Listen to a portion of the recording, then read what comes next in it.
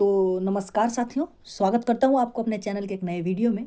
और जैसे कि आप लोग जानते हैं कि मॉडर्न हिस्ट्री का मैंने दो लेक्चर, जो मॉडर्न हिस्ट्री सीरीज का दो लेक्चर ऑलरेडी कर दिया है मैंने। और आज हम लोग इसके तीसरे लेक्चर पर आए हैं। तो जो लोग अभी नए जुड़ रहे हैं उनको मैं बता दूं कि हमने दो लेक्चर इस पे कर चुके हैं हम लोग। और जो पहला लेक्चर था उस पर हमने बात किया था कि इंडियन नेशनल मूवमेंट कैसे स्टार्ट हुआ। और एक्चुअली में हम लोग पढ़ के आ रहे हैं, मॉडर्न हिस्ट्री पढ़ रहे हैं, यानी कि आधुनिक भारत पढ़ रहे हैं, यानी कि भारत का आज़ादी का पूरा आंदोलन पढ़ रहे हैं। ठीक है, तो हम लोग क्या पढ़े थे, बेसिकली हम लोग को क्या पढ़ना रहता है, क्योंकि हिस्ट्री बहुत बोरिंग लोग सोचते हैं, लेकिन ऐसा सोच नहीं रहेगा आपका पूरी हिस्ट्री पढ़ने के बाद। बस आप बने रहिए वीडियो में। तो देखिए, हम लोग रिकैप कर लेते हैं पहले पिछले दो क्लासों का। ठीक है, तो पहला लेक्चर था उसमें हम लोग बात किए थे कि इंडियन नेशनल मूवमेंट क्यों स्टार्ट हुआ, है ना। क्यों इंडियन नेशनल मूवमेंट को आना पड़ा, स्टार्ट होना पड़ा, क्यों लीडर्स ने डिसाइड किया इंडियन नेशनल मूवमेंट के लिए। और उसके बाद फिर हमने बात किया कि फिर कैसे इंडियन नेशनल कांग्रेस बना, कैसे और फिर कैसे वो इंडियन नेशनल कांग्रेस में कॉन्फ्लिक्ट्स थे कुछ, वो कौन मॉडरेट फेस थे और एक्सट्रीमिस्ट फेस थे। ठीक है, फिर हमने बात की कि उनमें कुछ लीडर्स थे, और बात की कि नेशनल कांग्रेस का डिमांड क्या क्या था। ठीक है, कुछ डिमांड्स था नेशनल कांग्रेस का, जिसमें जो नरम दल का डिमांड कुछ अलग था, गरम दल का डिमांड कुछ अलग था, दोनों की कार्यशैली अलग थी, दोनों का वर्किंग मेथड अलग था, है ना। तो चीज़ें कुछ इस प्रकार आगे बढ़ रही थी। तो 1885 के बाद हम लोग चल के अब आएंगे कहाँ पे, हम लोग आएंगे 1905 में। और इसमें हम लोग क्या पढ़ेंगे, इसमें हम लोग पढ़ेंगे पार्टीशन ऑफ बंगाल।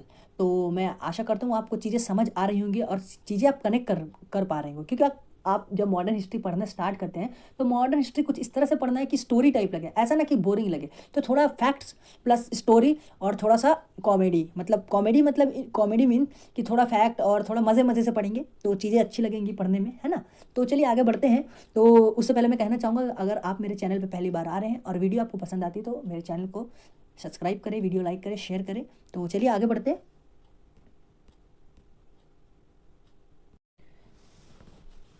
तो हम लोग 1885 से अब हम लोग कहाँ आ गए, 1905 में आ गए। कहाँ गए, 1905 में। मतलब कि देखिए क्या हुआ, बताता हूँ पहले कुछ इसके पीछे रीज़न। कि देखिए, जो हम लोग का जो फर्स्ट नेशनल पार्टी बना, इंडियन नेशनल कांग्रेस बना, तो गवर्नमेंट, जो ब्रिटिश गवर्नमेंट था, वो कुछ सोचा नहीं इसके बारे में। वो सोचा इतना सारा पार्टी है, एक और पार्टी हो जाएगा तो क्या फ़र्क पड़ जाना है ना। लेकिन उनको पता नहीं था कि ये पार्टी इतना ज़्यादा फेम गेन कर लेगा ऑल ओवर इंडिया से, इतना ज़्यादा लोग इससे जुड़ जाएंगे, और ये इंडियन नेशनल कांग्रेस इतना ज़्यादा लोगों को यूनाइट कर देगा, और इतना ज़्यादा पॉलिटिकली एडुकेट कर देगा कि हमारे साथ ब्रिटिश क्या कर रहे हैं, क्या हम लोग के साथ गेम खेल रहे हैं, ये सब कुछ इतना ज़्यादा जल्दी कर देगा। इनको पता नहीं था। ये बीच वाले जो 15 साल थे, इसमें इंडियन नेशनल कांग्रेस क्या करता है, पूरा अपना जो है कि इंडियन नेशनल मूवमेंट को पूरा स्प्रेड करता है, लोगों को बताता है, ऑल ओवर इंडिया में हर कोने में लोगों को बताता है कि ब्रिटिश सरकार हमारे साथ गलत कर रही है, हमारे राइट्स को छीन रही है ना। तो हम पे ज़बरदस्ती का टैक्स लगा रही है, हमको गरीब कर रही है, हमारे चीज़ों को लूट रही है ना।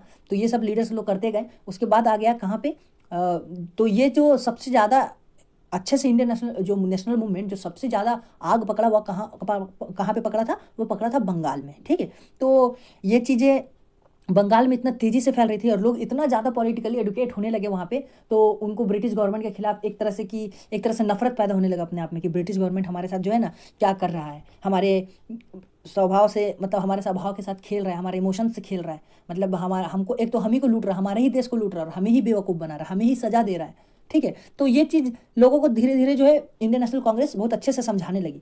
तो इन चीज़ों से इंडियन नेशनल कांग्रेस के जो लीडर्स थे वो बहुत फेम गेन कर लिए। तो तो ऐसा हुआ कि लोग उनके कहने पे फिर बात मानने लगे। जो भी बोलते थे गवर्नमेंट के खिलाफ कुछ, तो मीटिंग्स रखते थे, कभी सेमिनार रखते थे, तो लोग आते थे, मीटिंग अटेंड करते थे, लोग सुनते थे लीडर्स क्या बोल रहे हैं। तो इस टाइप की चीज़ें हुई। उसके बाद क्या हुआ, जो ब्रिटिश गवर्नमेंट है उनको लगा कि ये जो सबसे ज़्यादा इंडियन नेशनल मूवमेंट जो फैल रहा था वो कहाँ पे फैल रहा था, बहुत ज़्यादा तेज़ी से आग लगा हुआ था जहाँ पे, वो था बंगाल। तो ये क्या किया, बंगाल, देखिए बंगाल उस टाइम कितना ज़्यादा बड़ा एरिया कवर करता था, बिहार, उड़ीसा, आपका असम, और जो अभी बांग्लादेश, ये पूरा किस में आ जाता था, आपका बंगाल में आ जाता था। तो बंगाल के बारे में कुछ फैक्ट्स है जो हम बात कर लेते पहले। बंगाल का उस टाइम आबादी का अगर आप बात करेंगे तो 80 मिलियन था ऑलमोस्ट। हाँ जी जी बिल्कुल, सॉरी 80 मिलियन नहीं, 8 मिलियन। उस वक्त 8 मिलियन आबादी था। ठीक है, यानी कि 8 करोड़ का आबादी था, 8 करोड़ का आबादी था उस टाइम। तो अब यहाँ सोचो, जब 8 करोड़ लोग एक साथ अगर गवर्नमेंट के खिलाफ हो जाए तो गवर्नमेंट क्या करेगा वहाँ पे, गवर्नमेंट को तो लगेगा ना अब हमारे यहाँ पत्ता साफ होने वाला। अभी की बात कर लो, अगर अभी जो प्रेजेंट की बात कर लो, अगर 8 करोड़ लोग, अभी बीजेपी गवर्नमेंट चल रही है, अगर उसके खिलाफ हो जाए तो बीजेपी गवर्नमेंट को डरना पड़ेगा ना। उसके लिए वो कुछ ना कुछ तो करेंगे कदम, या तो लोगों से बात करेंगे या कुछ भी करेंगे ऐसा कि मेरा जो है ना ये जो मूवमेंट स्टार्ट हुआ वो सप्रेस हो जाएगा, यानी बंद कर दे लोग, ठीक है। तो इसके लिए क्या किया इसने, उन्होंने क्या किया कि बंगाल का सोचा कि पार्टीशन कर देंगे, ठीक है। क्या सोचा उन्होंने कि हम लोग जो है ना बंगाल का पार्टीशन कर देते हैं। अब देखो ये लोगों ने डिवाइड एंड रूल पॉलिसी अपनाया है यहाँ पे, लेकिन पहले इन लोगों ने प्रोफेशनली क्या स्टेटमेंट दिया, प्रोफेशनली स्टेटमेंट दिया है कि बंगाल जो है ना बहुत बड़ा प्रोविंस है, और एक्चुअल में था भी बहुत बड़ा प्रोविंस, 8 करोड़ का जनता वहाँ पे है ना।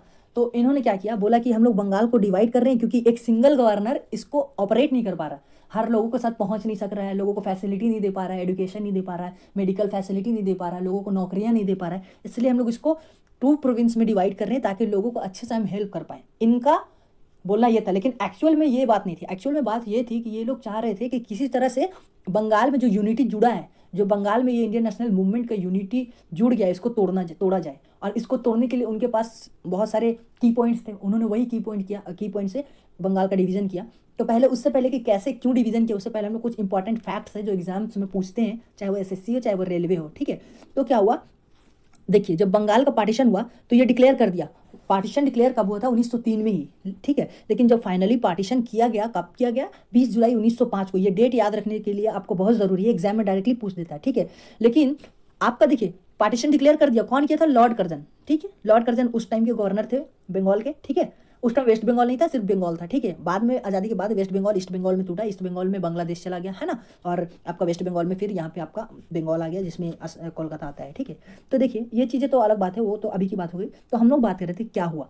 तो देखिए लॉर्ड कर्जन जो डिक्लेयर किया ऑर्डर 1903 में, उसके बाद ये पार्टीशन 20 जुलाई 1905 को कर दिया गया। लेकिन इफेक्ट कब आया, 16 अक्टूबर 1905 को इस पर लोगों को बहुत ज़्यादा इसका इफेक्ट देखने को मिला, ठीक है। अब देखिए ये लोग ऐसा ही नहीं कर दिया डिवीजन, ये लोग डिवीजन भी किया तो पूरा गेम से डिवीजन किया, पूरा दिमाग से सोच के डिवीजन किया कि कैसे लोगों का यूनिटी तोड़ जाए।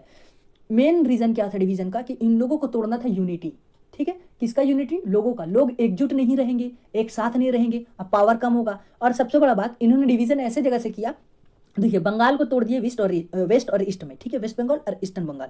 तो क्या हुआ, आपको एक बात बता, उस टाइम तो कम्युनिकेशन के लिए ज़्यादा सोर्सेस थे नहीं, और अगर वेस्टर्न और ईस्टर्न बंगाल टूट जाए तो इन दोनों में से ऐसा तोड़ा गया था जियोग्राफिकली अगर आप बात करेंगे तो ऐसा तोड़ा गया कि दोनों के बीच में कम्युनिकेशन बंद हो गया, ठीक है। और भी बहुत सारे फैक्ट्स हैं, आप अगर डिटेल्स जाएंगे बहुत ज़्यादा, ये बहुत इंटरेस्टिंग टॉपिक है, जो पार्टीशन ऑफ बंगाल है, बहुत ज़्यादा इंटरेस्टिंग टॉपिक है, इसलिए इस पर थोड़ा बात कर रहे हैं अच्छे से, ताकि चीज़ें आपको समझ आए, ठीक है। उसके बाद क्या हुआ, वेस्टर्न बंगाल और ईस्टर्न बंगाल में तोड़ा गया। ये लाइन्स आपको क्लियर है, ठीक है, ये 4 की पॉइंट थे, मैंने बताया। आगे देखते हैं थोड़ा सा।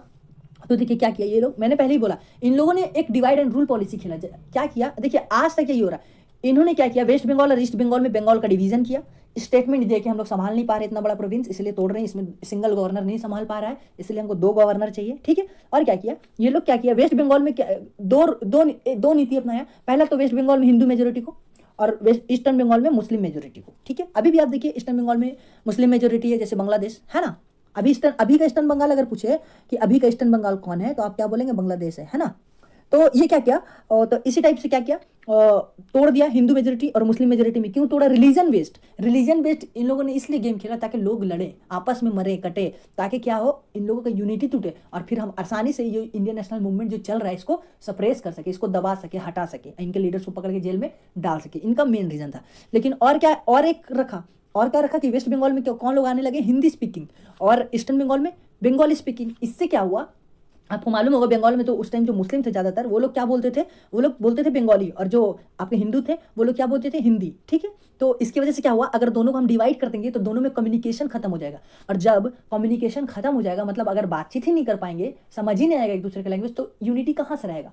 अब आप और मैं, अगर आपको मेरी बात समझ ही नहीं आएगी तो यूनिटी कैसे रहेंगे हम लोग, एक यूनिट में कैसे रहेंगे, एक यूनिट मतलब एक टीम। तो इन लोगों को एक तरह से टीम को तोड़ना था, और इन लोगों ने क्या किया, पूरा फाइनली ये काम किया, तोड़ दिया, ठीक है।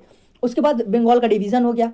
तो इसके बाद भी बहुत सारा फैक्ट्स है जो बात करने के लिए है हम लोग के पास, ठीक है। लेकिन मुझे लगता है कि अभी हम लोग को पार्टीशन ऑफ बंगाल को ही बात करना ज़्यादा बेटर रहेगा। तो अगर पूछे कि वेस्ट बंगाल, अगर ईस्टर्न बंगाल की बात करें और वेस्टर्न बंगाल की बात करें, तो वेस्टर्न बंगाल में कौन सा पार्ट आ जाता था, एक तो आपका आ गया बंगाल, ठीक है, जो अभी है वेस्ट बंगाल। दूसरा आ जाता था उसमें, वेस्ट बंगाल को छोड़ते तो बिहार आ जाता था पूरा, और कौन सा आ जाता था, एक और स्टेट, उड़ीसा, ठीक है, उड़ीसा, एक मिनट, उड़ीसा आ जाता था, और बिहार आता था, मतलब बिहार के पहले झारखंड बिहार एक ही था ना, तो झारखंड भी, मतलब इतना बड़ा कहाँ कर दिया, वेस्ट में। और ईस्ट में कौन कौन सा, ईस्ट बंगाल का अगर बात कर लेंगे तो यहाँ पे कौन सा आ जाता था, एक तो असम आ जाता था, और दूसरा कौन सा आ जाता था, बांग्लादेश, है ना। तो इस तरह से ये लोग डिवाइड कर दिए, पूरा बड़ा सा डिवीजन कर दिए, किसमें, ईस्टर्न बंगाल और वेस्टर्न बंगाल में।